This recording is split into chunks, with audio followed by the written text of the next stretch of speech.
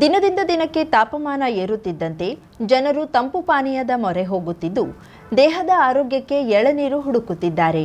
ಆದರೆ ಗೋಕರ್ಣದಲ್ಲಿ ಎಳನೀರು ಕೊರತೆ ಉಂಟಾಗಿದ್ದು ಎಲ್ಲಿಯೂ ದೊರೆಯುತ್ತಿಲ್ಲ. ಇದರಿಂದಾಗಿ ತಂಪು ಪಾನೀಯಕ್ಕೆ ಮೊರೆ ಹೋಗುತ್ತಿದ್ದಾರೆ.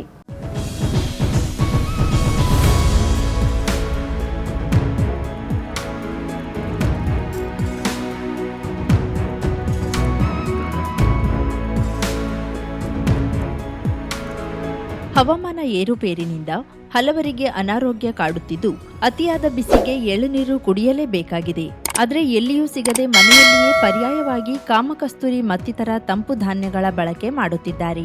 ಬೇಸಿಗೆ ರಜೆಯ ಪ್ರಯುಕ್ತ ಪ್ರವಾಸಿಗರ ದಂಡೇ ಹರಿದು ಬರುತ್ತಿದ್ದು ಮಕ್ಕಳಿಗೆ ಸಿಯಾಳ ಹುಡುಕಾಟ ನಡೆಸಿ ಕೊನೆಗೂ ಸಿಗದೆ ನಿರಾಸೆ ಹೊಂದಿದ್ದಾರೆ.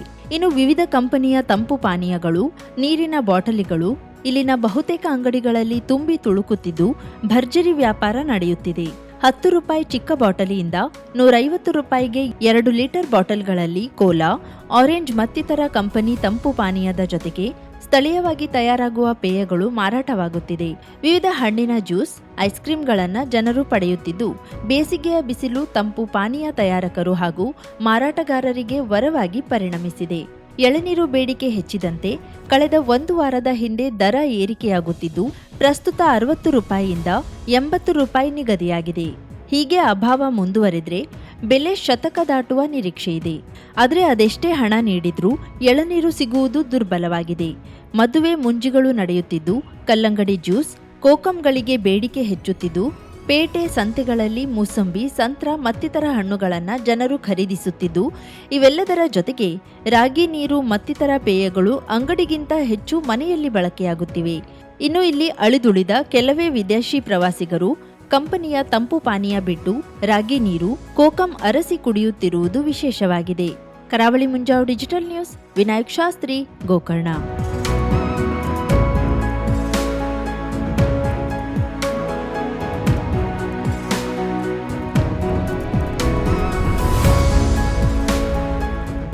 ಕಾನೂನು ಸುವ್ಯವಸ್ಥೆ ಮತ್ತು ಬಂಡವಾಳ ಹೂಡಿಕೆ ಹಾಗೂ ಅಭಿವೃದ್ಧಿ ಮತ್ತು ಉದ್ಯೋಗ ಸೃಷ್ಟಿ ಒಂದಕ್ಕೊಂದು ನೇರ ಸಂಬಂಧವಿದೆ.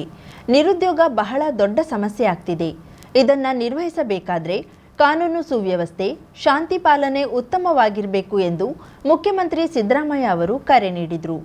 ಬೆಂಗಳೂರಿನ ಕೋರಮಂಗಲ ಕವಾಯತು ಮೈದಾನದಲ್ಲಿ ಬುಧವಾರ ನಡೆದ ಪೊಲೀಸ್ ಧ್ವಜ ದಿನಾಚರಣೆಯಲ್ಲಿ ಮುಖ್ಯಮಂತ್ರಿಗಳ ಪದಕ ಪುರಸ್ಕೃತರಿಗೆ ಪದಕಗಳನ್ನು ಪ್ರದಾನ ಮಾಡಿ ಮಾತನಾಡಿದರು.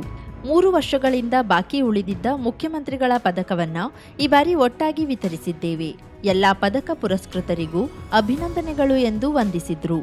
ತಂತ್ರಜ್ಞಾನದ ಬೆಳವಣಿಗೆಯಿಂದ ಸೈಬರ್ ಅಪರಾಧಗಳು ವ್ಯಾಪಕವಾಗಿ ಹೆಚ್ಚುತ್ತಿವೆ.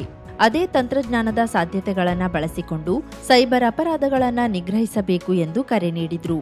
ಮಾದಕ ವಸ್ತು ಮುಕ್ತ ರಾಜ್ಯ ಮಾಡುವುದು ನನ್ನ ಗುರಿ. ಇದಕ್ಕಾಗಿ ಬಹಳಷ್ಟು ಶ್ರಮಿಸಬೇಕು. ಪೊಲೀಸರು ಮಾದಕ ವಸ್ತು ಜಾಲವನ್ನ ಬೇರು ಸಮೇತ ಕಿತ್ತಾಕಲು ಪಣ ತೊಡಬೇಕು ಎಂದು ಕರೆ ನೀಡಿದ್ರು. ಪದಕಗಳನ್ನು ಪಡೆದವರು ಬೇರೆಯವರಿಗೆ ಪ್ರೇರಣೆ ಆಗಬೇಕು. ಸಿಎಂ ಪದಕ ಪಡೆಯಲು ದಕ್ಷತೆ, ಪ್ರಾಮಾಣಿಕತೆಯಿಂದ ವೃತ್ತಿಪರತೆ ತೋರಿಸಬೇಕು ಎಂದು ಹೇಳಿದ್ರು. ಕಳೆದ 2 ವರ್ಷದಲ್ಲಿ ಅಪರಾಧಗಳ ಸಂಖ್ಯೆ ಇಳಿಮುಖವಾಗುತ್ತಿದೆ. ಇದು ಇನ್ನಷ್ಟು ಕಡಿಮೆ ಆಗಬೇಕು ಎಂದರು. ಕಾನೂನು ಸುವ್ಯವಸ್ಥೆ ಮತ್ತು ಬಂಡವಾಳ ಹೂಡಿಕೆ ಹಾಗೂ ಅಭಿವೃದ್ಧಿ ಮತ್ತು ಉದ್ಯೋಗ ಸೃಷ್ಟಿ ಒಂದಕ್ಕೊಂದು ನೇರ ಸಂಬಂಧವಿದೆ. ನಿರುದ್ಯೋಗ ಬಹಳ ದೊಡ್ಡ ಸಮಸ್ಯೆ ಆಗ್ತಿದೆ. ಇದನ್ನು ನಿರ್ವಹಿಸಬೇಕಾದ್ರೆ ಕಾನೂನು ಸುವ್ಯವಸ್ಥೆ, ಶಾಂತಿ ಪಾಲನೆ ಉತ್ತಮವಾಗಿರಬೇಕು ಎಂದರು. ಜರ್ಮನಿ ದೇಶದ ಪ್ರಧಾನಿಗಳು, ಪ್ರತಿನಿಧಿಗಳು ರಾಜ್ಯದ ಪೊಲೀಸ್ ಕೌಶಲ್ಯ ಮತ್ತು ವೃತ್ತಿಪರತೆಯನ್ನ ಶ್ಲಾಘಿಸಿದ್ದಾರೆ. ಇದು ಅಪಾರ ಮೆಚ್ಚುಗೆಯ ವಿಷಯ ಎಂದರು. ಪೊಲೀಸ್ ಅಗತ್ಯ ಮತ್ತು ಬೇಡಿಕೆಗಳನ್ನು ಈಡೇರಿಸಲು ನಮ್ಮ ಸರ್ಕಾರ ಸದಾ ಸಿದ್ಧ ಇದೆ. ನಾವು ನಿರಂತರವಾಗಿ ನಿಮ್ಮ ಜೊತೆಗಿರುತ್ತೇವೆ. ಆದರೆ ಕರ್ತವ್ಯ ಲೋಪವನ್ನ ಮಾತ್ರ ಸಹಿಸುವುದಿಲ್ಲ. ಪೊಲೀಸ್ ಬೀಟ್ ವ್ಯವಸ್ಥೆಯನ್ನ ಇನ್ನಷ್ಟು ಪರಿಣಾಮಕಾರಿಯಾಗಿ ನಿರ್ವಹಿಸಿ ಎಂದರು. ಗೂಂಡಾಗಿರಿ, ರೌಡಿಸಂ ಪೂರ್ಣ ಮಟ್ಟ ಹಾಕಿ ಅಗತ್ಯ ಸಹಕಾರ, ಸವಲತ್ತುಗಳನ್ನು ಕೊಡಲು ಸರ್ಕಾರ ಸಿದ್ಧವಿದೆ. ರಾಜ್ಯದ ಬಜೆಟ್ನಲ್ಲಿ ಇಲಾಖೆ ಮತ್ತು ಸಂಬಂಧಿಯ ಅನುಕೂಲಕ್ಕೆ ಘೋಷಿಸಿರುವ ಎಲ್ಲವನ್ನ ಜಾರಿ ಮಾಡಲಾಗುವುದು ಎಂದರು. ಈ ಸಂದರ್ಭದಲ್ಲಿ ಯಾರ್ಯಾರು ಪದಕ ಪುರಸ್ಕೃತರಿದ್ದಾರೆ ಅಂದರೆ ಕಳೆದ 2 ವರ್ಷ ಕೊಟ್ಟಿರಲಿಲ್ಲ, 2022, 2023, ಆಮೇಲೆ ಕಳೆದ ವರ್ಷ 24, ಈ 3 ವರ್ಷಗಳಿಂದ ಪದಕ ವಿತರಣೆ ಆಗಿರಲಿಲ್ಲ. ಕಾರಣಾಂತರದಿಂದ ಇದು ಮುಂದೂಡಲ್ಪಟ್ಟಿತ್ತು. ಹಾಗಾಗಿ ಈ ವರ್ಷ 3 ವರ್ಷಗಳನ್ನ ಒಟ್ಟಿಗೆ ಪದಕಗಳನ್ನ ವಿತರಣೆ ಮಾಡ್ತಾ ಇದ್ದೀವಿ. 22ನೇ ಇಸ್ವಿ, 23ನೇ ಇಸ್ವಿ, 24ನೇ ಇಸ್ವಿ ಈ 3 ವರ್ಷಗಳ ಪದಕ ವಿಜೇತರಿಗೆ ಯಾರ್ಯಾರು ಪದಕವನ್ನು ಪಡ್ಕೊಂಡಿದ್ದಾರೆ ಎಲ್ಲ ಪುರಸ್ಕೃತರಿಗೆ ನಾನು ಅಭಿನಂದನೆಗಳನ್ನು ಈ ಸಂದರ್ಭದಲ್ಲಿ ಹೇಳಲಿಕ್ಕೆ ಬಯಸ್ತಾ ಇದ್ದೆ. ಕೆಲವರು ರಿಟೈರ್ಡ್ ಆಗಿರೋರು ಕೂಡ ಇದ್ದರು, ನಿವೃತ್ತಿ ಆಗಿರ್ತಕ್ಕಂಥವ್ರು. ಅಂದರೆ 22, 23, 24 ಮಾಡದೇದ್ರಿಂದ ಕೆಲವರು ನಿವೃತ್ತಿ ಆಗಿದ್ದಾರೆ. ಅವ್ರಿಗೂ ಕೂಡ ಆಯುಸ್ಸು ಆರೋಗ್ಯಗಳು ದೊರಕಲಿ ಅಂತೇಳಿ ಈ ಸಂದರ್ಭದಲ್ಲಿ ಆಶಿಸ್ತೇನೆ. ಜೊತೆಗೆ ಯಾರ್ಯಾರು ಪದಕ ಪಡ್ಕೊಂಡಿದ್ದೀರಿ, ಸೇವೆಯಲ್ಲಿ ಮುಂದುವರಿತಾ ಇದ್ದೀರಿ, ಅವರೆಲ್ಲರೂ ಕೂಡ ಇನ್ನೂ ಹೆಚ್ಚು ದಕ್ಷತೆಯಿಂದ ವೃತ್ತಿ ನಿಪುಣರಾಗಿ ಕೆಲಸ ಮಾಡಲಿ ಅಂತೇಳಿ ಈ ಸಂದರ್ಭದಲ್ಲಿ ಹಾರೈಸ್ತೇನೆ.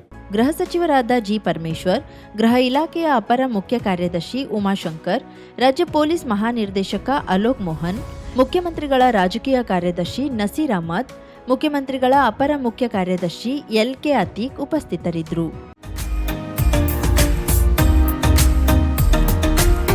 ಮಿಲನ್ ಎಂಟರ್ಪ್ರೈಸಸ್ ಬೃಹತ್ ಎಲೆಕ್ಟ್ರಾನಿಕ್ ಹಾಗೂ ಫರ್ನಿಚರ್ ಮಳಿಗೆ. ಉತ್ತರ ಕನ್ನಡ ಜಿಲ್ಲೆಯಲ್ಲೇ ಅತಿ ಹೆಚ್ಚು ಮಳಿಗೆಗಳನ್ನ ಹೊಂದಿರುವ, ಅತಿ ಹೆಚ್ಚು ಸಂತೃಪ್ತ ಗ್ರಾಹಕರನ್ನ ಹೊಂದಿರುವ ಮೂಲಕ ಹೆಗ್ಗಳಿಕೆಗೆ ಪಾತ್ರವಾಗಿರುವ ಏಕೈಕ ಸಂಸ್ಥೆ ಮಿಲನ್ ಎಂಟರ್ಪ್ರೈಸಸ್. ನಮ್ಮ ಮಳಿಗೆಗಳಲ್ಲಿ ಪ್ರಸಿದ್ಧ ಕಂಪನಿಗಳ electronic refrigerator, washing machine, LED TV, ಎಸಿಗಳು ಲಭ್ಯ.